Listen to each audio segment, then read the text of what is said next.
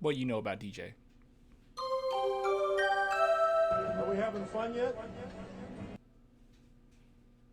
All right, guys, today we're talking about DeJounte Murray. There's quite a few things that I didn't know about DJ, and I definitely wanted to at least talk to you guys about it. So there's a video I found called How DeJounte Murray Was Labeled a Gang Member During the NBA Draft. Now, I did not know about this whatsoever. What I did know is that a lot of teams kind of just let him slide because they felt as if he was going to be an issue as far as attitude wise. But I had no idea about the gang member allegations at all, really. So I thought it'd be fun if we just look at this video and learn a little bit about it. So let's go ahead and get started.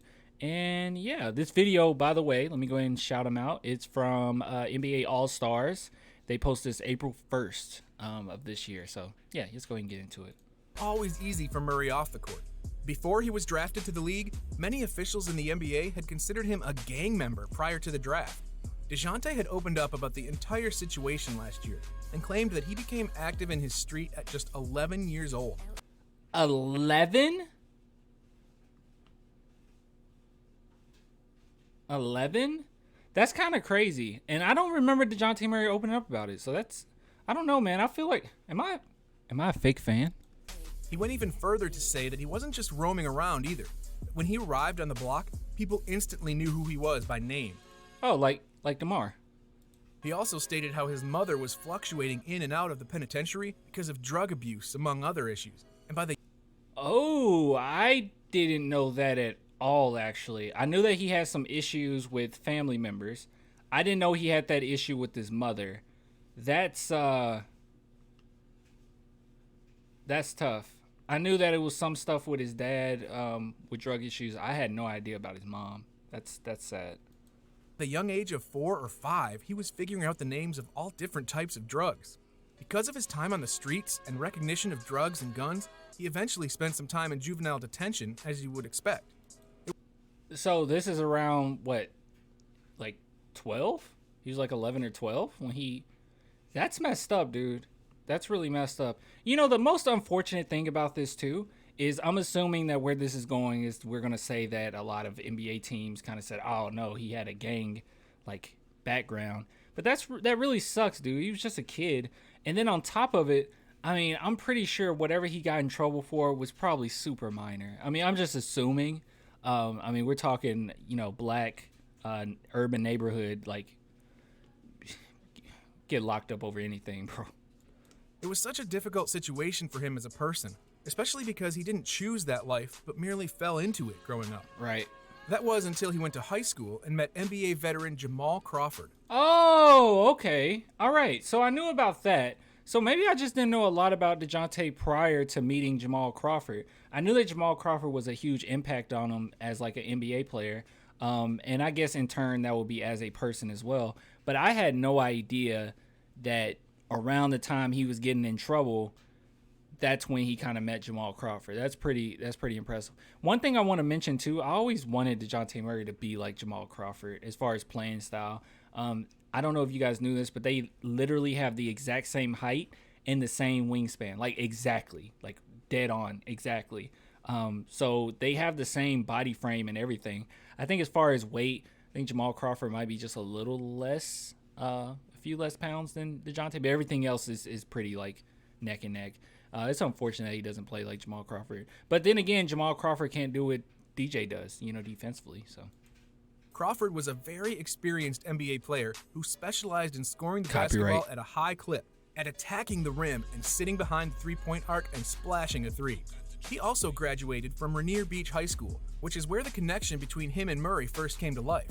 Crawford realized the potential that Murray had and encouraged him to get himself to the gym as often as he could to better his grades in school and to get himself off the streets if possible. So DeJounte Murray was basically being consistent with, like, you know, his NBA dream for what, maybe 7 years, right? 7 years straight?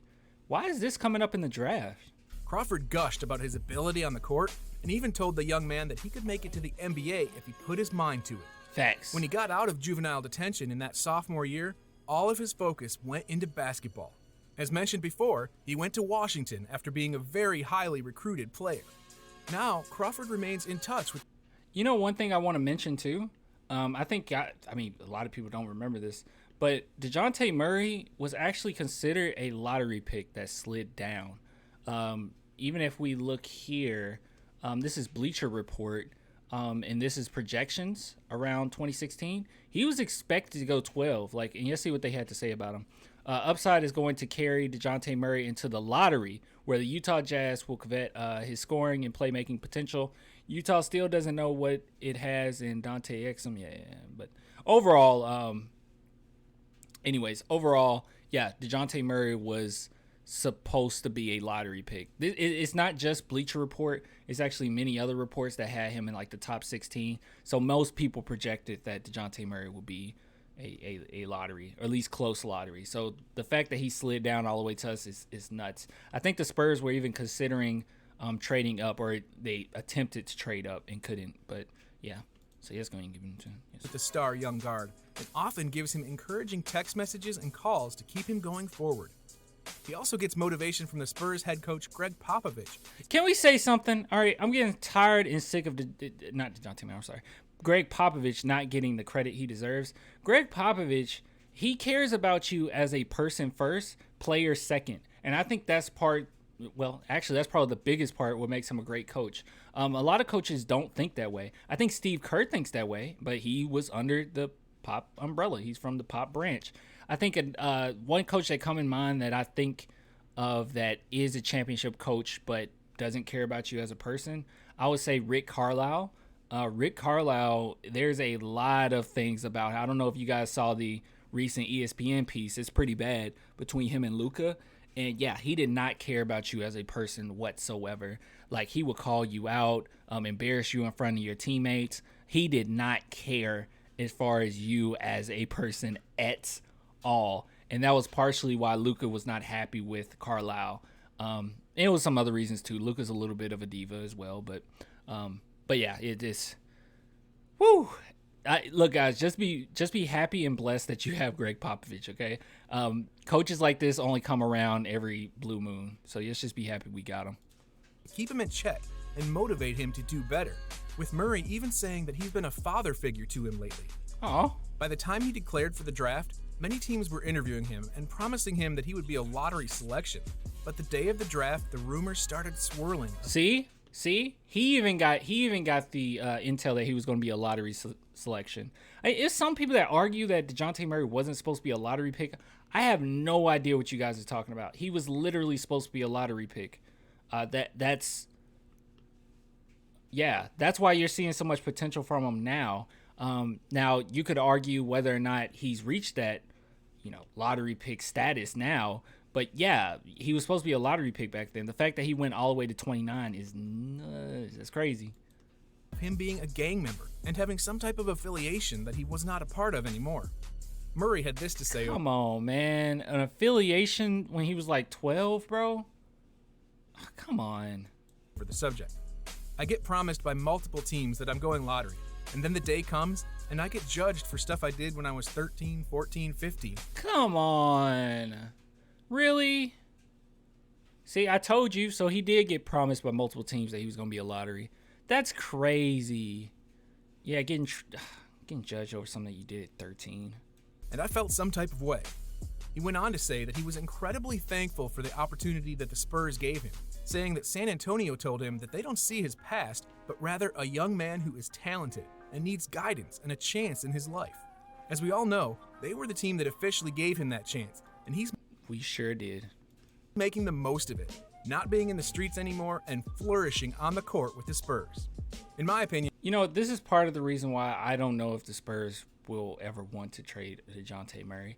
They're really connected to him. He's one of those, I don't want to say projects because he's not really a project necessarily, but he's definitely one of those players that the Spurs have helped build. That's kind of like their, I don't know a better term of saying, it's kind of their baby. You know what I mean? For instance, what I do here on the channel, it's this is my baby, right? I want to take care of it. It will be really hard for me to let it go. And this is an object. I don't know. It's a bad comparison. But what I'm saying is DeJounte Murray is somebody they really care about as a person and as a player. And it will be really hard for them to let go. If they let go of DeJounte Murray, it's going to be for something big, okay? And it's very disappointing that a young man like Murray was being judged for decisions that he made when he was just a teenager. Those teams that interviewed him knew that he wasn't a part of that anymore, and he was doing his best to improve himself all around. Copyright. It also wasn't his fault that he was born into the unfortunate situation that he got put in. That's true. But he's making the most of it now and deserves all of the success that he's getting. I wish nothing but the best for this kid. All right, cool. Yeah, so I thought that was pretty interesting. I did not know about some of this. I knew about the whole Jamal Crawford situation. I thought that was, I don't know, he just met. I didn't know that he had the impact on him as far as getting him out them streets, but that's pretty cool. So yesterday what some of the people said in the comments. Appreciate the love for my favorite player. Someone said, I'm a Spurs fan. It's messed up, but I'm glad his stock fell so we could snag him. Our gang member has been nothing but a blessing for San Antonio. This is nice. All this is pretty positive. Carlos, I seen him in my chat. My favorite player after the Manu years. Keep it up, DJ. You're doing great. Yeah, nice. Nice, man. I really like this. You guys just let me know what you think in the comments, man. I think it's pretty cool to learn more and more about players that we don't really, look at their history on. So it's something I didn't know. Maybe you guys learned something too. But, yeah, let me know what you think in the comments. I'll get with you guys later, man. Until next time, deuces.